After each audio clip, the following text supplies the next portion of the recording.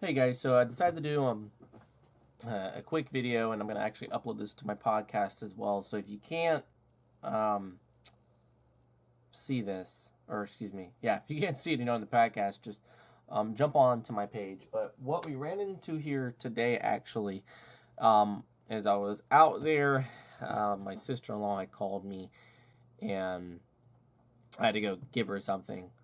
And this is just a part of being an investigator and things that you see and how careless people are.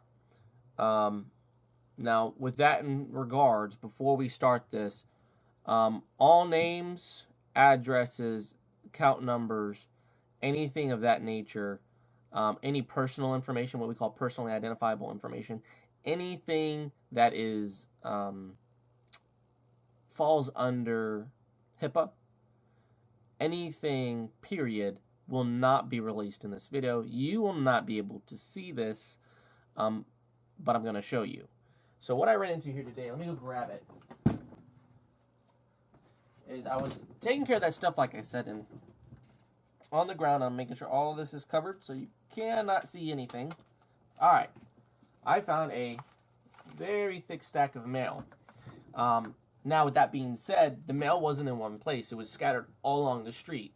Now, what the whole purpose of this video is, let me just jump to the gun. It's called identity fraud. And we're going to actually talk about that here real quick. And I just want to be brief so people have an understanding of just how damaging this can be. In this mail that I found, this is one of the ways that crooks or criminals gather your information. A lot of people don't shred their mail, and they'll take their mail and put it in the trash can. That has your electricity bill. It could be a pension fund. It could be a health bill, a water bill, a trash bill. It could be anything. It could be even your car note, your car loan. And all the information associated with that, which helps someone steal your identity bit by bit and piece by piece. Never, ever, ever, if there's anything you can do, never throw your trash, your mail in the trash. Always take your mail and shred it. Shredders are cheap, man. You can go from all the way from 99, probably actually below 99 bucks nowadays with some of these cheapo brands. It doesn't need to be fancy. It just needs to cut it. Now, with that being said, you should have a cross cut. That's the best way. The cross cut means, because sometimes they cut vertical, sometimes they cut horizontal.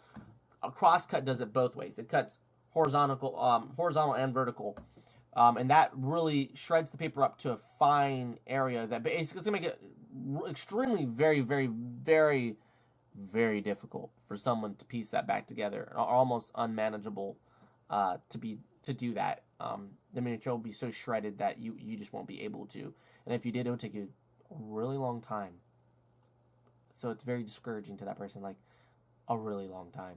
Like almost nearly impossible. I'm going to say because of the pieces that are shredded, how it's shredded, how it flakes off because of the paper material, it's not going to be readable anyways. So with that being said, get a crosscut shredder. Don't get one that shreds just long ways, because someone, like you've seen in some of the movies, you can take that, and I've done it too. You can take that material and you can put those fine pieces of long strips together until you get somewhat of a readable piece of paper. And now I can find the identifiable information that's needed. So my point here is don't throw something away that has value to it. Your information has value to it. That's how we find out where you are, how you live, where you work, what you do. That's how. It's not always what you think someone's following you. It's because you leave mail like this. And now, with that being said, this was scattered all over the road. Like, this was scattered quite a distance, actually. This was scattered probably a street and a half. That's a long ways for multiple people to pick up your stuff and throw it in their trash can or look at it. Now, with that being said, I'll tell you what I have. I'm not going to tell you who it's from, because after this is done, this is being shredded. I might call the police, but the thing is, I just think it was lost. Or I might try to locate the person to see if they have a residence in town, and hand that back to them, or make a phone call and see if I can give it to them. But either way, I'm gonna try to do the right thing here, whether that being calling the police, shredding it myself, to make sure that that information is unattainable by anyone, or of course trying to contact this individual, which the most likely is trying to contact this person first. That doesn't work. The police maybe, or shredding it. The police are shredding it either way. I mean, because if it goes into police custody, if they don't get it after a certain amount of time, they're going to destroy it. So with that being said, I'm gonna try to contact them, and if not, then we'll just shred it. But you know, I have a pension fund here. That's what this is. Like I said, you're not gonna see any information on it. Whole bunch of stuff about a pension fund. That's someone's life retirement right there, man. That's serious. We have a radio station sign up, which gives me their address, their name, even has a radio ID number for their radio in their vehicle. It has an account number. It tells me what car they drive. You know, that's scary. Be careful. We have, let's see, more important information. I have a medical bill. It shows the account number, and it shows the party name and the responsible party. It shows the date that it was taken, where it was done. Gives me the charges. You know, name, address. Doesn't give a phone number. But the point is that's a couple things here. So I got another one, another medical bill. Tells me where it was taken at, who it was taken by, like which actual doctor, account number and the name and the charges, and what actual medical facility, you know, did it. I have another one. I'm not gonna say that because of I can't really without releasing information. I have an electricity bill with, guess what? You can only imagine. I want y'all to take a guess. An account number, right? Right. And we're gonna, there's actually 2 pages, I believe, so we're gonna make sure that these are the same one.